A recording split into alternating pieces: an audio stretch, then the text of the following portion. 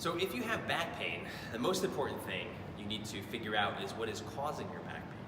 So back pain can come from a bunch of different sources.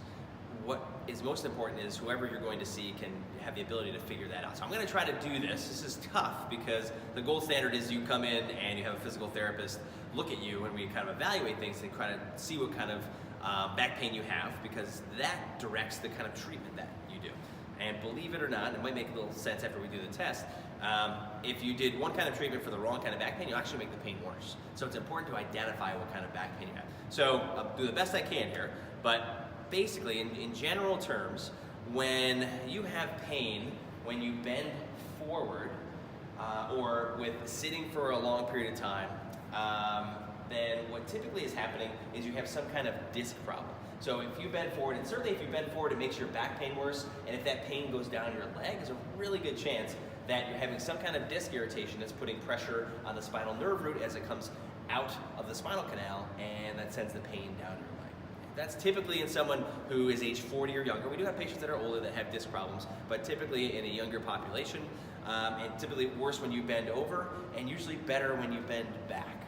And that's general, but that'll give you some basic guidelines. The opposite of that is when you have pain when you bend backwards, or someone that has pain, typically in an older population, 55 and older. You have pain when you walk for a period of time, and then if you sit, if the pain goes away pretty quickly, there's a 95% chance you have stenosis. So stenosis is a narrowing of that hole where the spinal nerve root comes out. And typically when you extend back, it will put more pressure on that and it will cause pain. So you don't have to necessarily be extending way back either. Standing is a form of extension. If you're standing, that will put pressure there. And typically that's the person you see on the grocery cart that's kind of walking along in the grocery store. That person is bending forward because they're trying to open up that space to take pressure off of the spinal nerve root that's causing pain. That can cause pain in the low back, or again, it can cause pain going down the leg. Same kind of concept where it's putting pressure on the nerve, and that's what's causing the pain that's going down the leg. So those are two completely different kind of scenarios where people will come into our office and we'll do an evaluation and say, does it hurt worse when you do this? And we'll have them go through a motion diagram, which is like bending forward, bending backward, and just seeing what the irritating motion is. That gives us some information along with some other tests that we do. And then the other most common cause of back pain is an SI joint problem. And that usually comes in combination with one of the other two problems.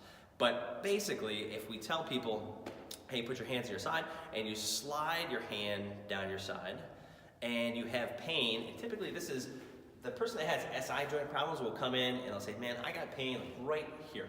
And they'll point right kind of in between their low back and the outside of their hip. That's where your sacroiliac joint is, your SI joint. So your sacrum is a triangle-shaped bone that kind of wedges down in between your two iliums, which if I say put your hands in your hips, you're really putting your hands on your right and your left ilium. So if someone comes in and says they have pain right there, and then we do this test, if they kind of bend to the side, back and forth, and that increases the pain where they're having it on that side, that's usually an SI joint problem. And that typically comes, like we said, in combination with some kind of disc problem or some kind of stenosis problem.